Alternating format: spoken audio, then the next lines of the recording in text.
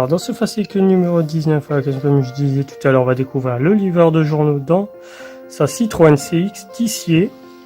Voilà. Alors ensuite, une histoire sur le livreur de journaux dans sa Citroën Tissier. Voilà. Ensuite, nous avons la vue du diorama, les caractéristiques qui nous expliquent tout ce que c'est. Voilà. Ensuite, nous avons une histoire sur la Citroën CX 6 roues, Tissier, Ali, puissant et longueur. Là, nous avons les dates des grandes sorties. Alors, nous avons, par exemple, là, ici, d'abord, on va commencer par cette photo. Alors, la photo, ils nous disent que c'est les Citroën Tissier étant une alternative plus rapide au train.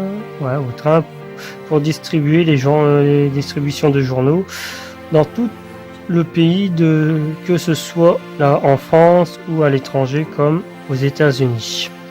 Voilà, qu'est-ce qu'ils nous disent dessus. Ensuite, les dates de sortie en 1974, ils ont lancé de la CX qui remplace la DS. En 77, sortie de la CX GTI. En 1979, apparition de la CX Reflex et Athena. Voilà. Et en 1980, préparation de la CX Break réalisée par Tissier. Et en 89, fin de la CX et lancement de la berline XM. Et ensuite, en 91, ils ont présenté un Break XM. Voilà. Ensuite,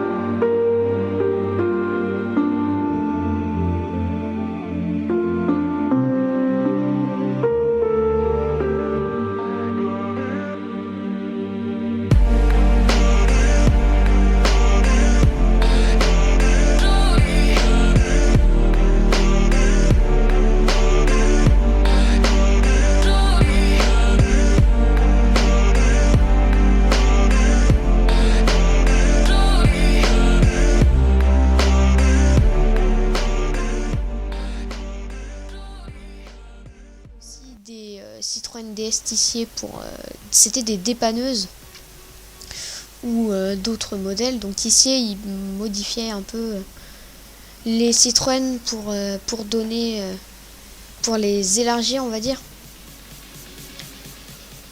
Donc c'était un carrossier Tissier.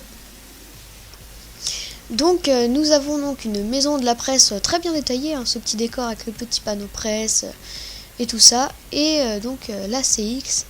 Donc la CX qui est la petite cousine de la SM, une voiture de très grand tourisme, produite à un peu moins de 13 000 exemplaires entre 70 et 75. La CX Tissier, imaginée par Pierre Tissier, donc le spécialiste des Citroën rallongés, permet de charger de nombreux journaux à l'arrière.